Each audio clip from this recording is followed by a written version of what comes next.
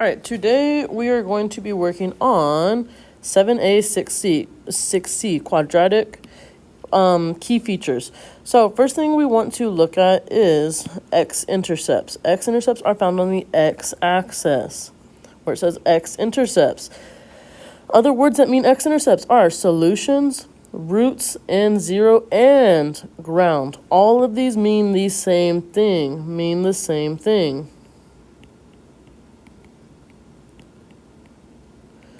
Our x-intercepts right here are 1, 0, and -3, 0. If you forget how to write your x-intercepts, you can always check in Desmos. If we go to Desmos and we put in the point 1, 0, we can see it's right there. It matches the spot where it is on our graph right here. That's good. Some of y'all often put 0, 1, and we can see that's right here on this line, which is not correct. This is not correct. So the red one is correct, just to check your work. So our x-intercepts are 1, 0, and -3, 0. For the zeros, you just write 1 and -3. Solution, same thing, 1, 0, -3, 0, 1, 0, -3, 0. And then the ground, it hits the ground at 1, 0. Because you cannot hit the ground at a you can't go back in time. It can't be a negative. Okay. So moving on to, they forgot an important word. Y-intercept. Y-intercept. The y-intercept can be found on the y-axis, where it says y-intercept, y-axis. Which is, for a y-intercept, you always put 0 first and then the number, which is -3. 0, -3. Okay. The next thing we're going to talk about is axis of symmetry. Remember, axis of symmetry cuts graph in half. Cuts graph in half. So we're going to look for our vertex, and that is where we are cutting our graph in half perfectly. So our axis of symmetry will always be an x equals equation because it touches the x-axis at -1. X equals -1. And that brings us back to our vertex, which is the turning point. Turning point of our graph, which can be the maximum point or the minimum point. In this situation, it's our minimum point. And it is -1, -4. Our vertex is -1, -4. And that is our minimum. Our minimum is -1, -4, but our minimum value is -4. It's just the y value. It's just the y value. And remember, maximum is your highest point. Highest point. And then the word equivalent means same, equal. You're just looking for the same thing, for the graph to be covered up when you do graph and match on Desmos. So this is an important page to look at when you're doing the practice. So the next thing is example 1 says the graph of quadratic function is shown on the grid. Which function is best represented by the graph?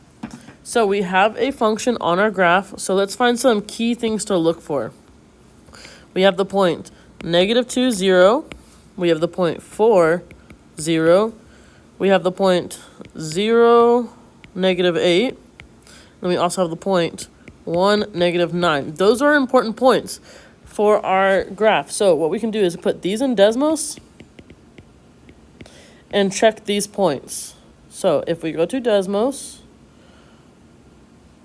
we can plot those points in Desmos. So we have -2, 0, 4, 0, 0, -8, and 1, -9. And we're going to graph. We want our graph to go through each one of those points. It needs to touch each one. So we're going to graph A. We're going to put f of x equals x squared minus 2x minus 8. And we see that that touches each point. That's great. So A might be my answer. So let me try B real quick. F of x equals x squared plus 2x minus 8. And we see that doesn't touch any of my points besides the y-intercept. That's not good. We need it to touch every single point. So the next one, f of x equals x squared minus 4x minus 8. And we see that only touches the y-intercept. That's not good. We need it to touch every single point. So f of x equals x squared plus 4x minus 8. And we see again, it only touches the y-intercept. That is not good. So our answer would be A. So now let's move on to example 2. Example 2, the graph of a quadratic function k is shown on the grid. Which statements are best supported by the graph of k? So let's read each statement and go from there. We'll work with one statement at a time. The axis of symmetry is y equals 1. So we are looking at axis of symmetry. So let's just find the axis of symmetry. Not even using that. We know that our axis of symmetry is right here. And it touches the x-axis. So it's going to be x equals 1. If we look back at our answer, we can see it does equal 1, but it says y. So this is not good. So it cannot be 1. So any answer with this little 1, we're going to eliminate. So it can't be this one. Eliminate it. This one. Eliminate it. So now we're between G and H. So let's try the second one. The coordinate of the y-intercepts are 0, -1. So if you look at our y-axis for our y-intercept, let's check. It is, in fact, 0, -1. So this one is good. Our answer needs a 2. So both of them have 2. Great. Now let's look at 3. The graph has a vertex at 1, -2. Remember, vertex is your turning point. So let's check out our vertex. That's 1, -2. This one is correct as well. So we need 3 in our answer. This one has 3. This one has 3. Okay. So let's check the last one. The graph has a minimum value at -2. Minimum value at -2. Our lowest number of the graph is going to be -2. So the fourth one is correct. So the only one that has 2, 3, and 4 is H. So G is missing the fourth one. All right, that's how you would do that one. You have to take these a little bit slower, one step at a time. So next example. For a quadratic function f, the solutions to the equation f of x equals 0 are x equals 7/5 and x equals -2/3. Which function could represent f? So what we can do is we can turn these into decimals real quick. So 7 divided by 5 equals 1.4. Then we have -2 divided by 3, which equals -0.66667.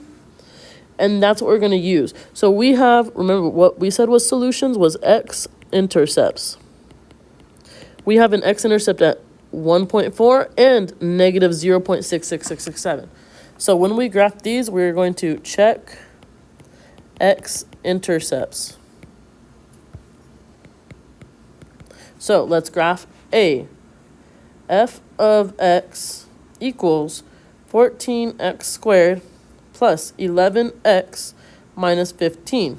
So if we check those x-intercepts, we have 0.714, and we have -1.5 and -1.5. But I know those do not match the ones I have, so they cannot be the answer. So let's get rid of that one.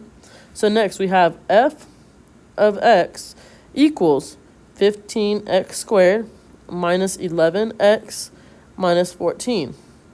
We have 1.4, okay. That does in fact match this one, so yes. Then we have our other one, which is -0.667, which does in fact match the other one. So B might be my answer, but let me try C and D just to make sure I didn't make a mistake. 14x squared minus 11x minus 15. That gives me 1.5. And we know that 1.5 does not match either answer. So C cannot be it. So now let's try D. We have f of x equals 15x squared plus 11x minus 14. And we have negative 1.4 and 0.667. The numbers are the same, but the signs are different. This is a negative, so that's no good. We want a positive. This is a positive, and we want a negative, so no good. So D cannot be your answer. So B would be your answer. And that is all the examples we're doing today. If you need any help, let us know. Have a great day.